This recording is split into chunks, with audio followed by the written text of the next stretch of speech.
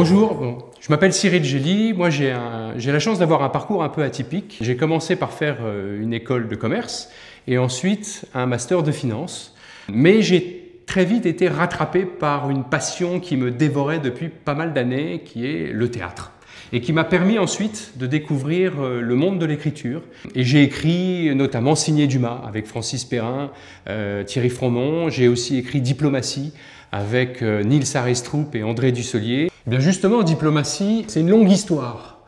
Une très longue histoire et une très belle aventure. Quand j'ai commencé à écrire Diplomatie, c'était pour le théâtre. Pourquoi? Parce qu'à cette époque, j'étais vraiment uniquement dans le théâtre. Donc je me suis lancé dans cette aventure tout seul, parce qu'au départ, personne ne me dit « Tiens, est-ce que tu peux écrire telle ou telle chose ?» Donc c'est moi qui véritablement me dis « Bon, ben maintenant je vais passer un an avec à peu près la durée d'une écriture avec mes personnages, devant mon ordinateur, sans savoir réellement si quelqu'un m'attend à la fin de ce travail. » Quand vous êtes au théâtre, c'est vraiment la logique, c'est « Aide-toi et le ciel t'aidera ». C'est-à-dire que si vous ne faites rien, il ne se passera rien.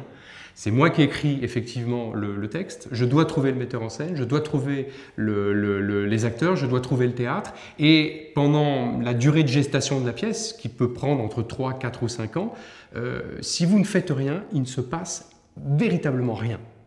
Donc il faut toujours être sur la brèche, il faut toujours relancer, il faut toujours passer des coups de fil.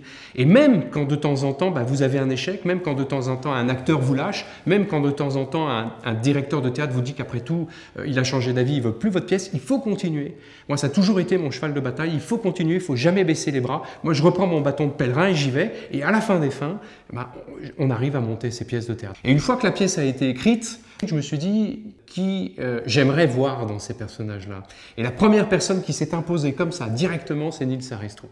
Donc j'ai appelé son agent, j'ai envoyé la pièce et 6 jours plus tard, j'ai un coup de fil de Nils Arestrup que je ne connaissais absolument pas, qui m'appelle et qui me dit « Cyril, je viens de lire Diplomatie, rencontrons-nous tout de suite ». Et on discute tous les deux et il me dit « Cyril, tu sais, il y a longtemps que j'ai envie de jouer avec André Dussolier ». Alors on se rencontre, on fait une lecture et entre ce moment-là et le moment où la pièce se monte, il faut attendre à peu près 4 ans, le temps que ces deux hommes soient disponibles, qu'on trouve le bon théâtre et qu'on fasse quand même un long travail de mise en scène parce que ce n'est pas une pièce évidente. Et à partir de là, le jour, ou plutôt la veille de la première, nous sommes tous les trois en train de nous poser une question, est-ce que ça va marcher? Et puis, on a eu la chance que ça a été une très grosse réussite. On a joué 1 an à guichet fermé tous les soirs au théâtre. Ensuite, nous sommes partis 1 an, encore une fois à guichet fermé en province et un peu à l'étranger. Et puis à partir de là, j'ai eu plusieurs propositions de producteurs qui ont voulu acheter le film. Et on a eu là une seconde aventure qui a été le passage de la pièce au film. Et la première fois, je m'en souviens, où je suis allé dans une salle pour voir ce que ça avait donné, c'était 2-3 mois avant que le film ne sorte, on était encore en montage, j'avais très peur et je me souviens d'être sorti de là en me disant « Waouh !»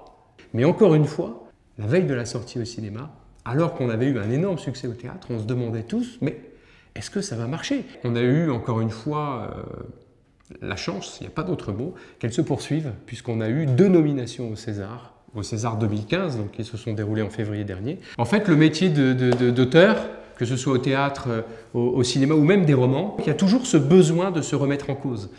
Si moi j'avais considéré que Diplomatie était une pièce suprême, magnifique, je n'aurais pas retravaillé sur autre chose. Mais à chaque fois je me dis je peux l'améliorer, je peux faire mieux. Et donc ça me donne envie de réécrire et puis surtout de rencontrer de nouveaux personnages.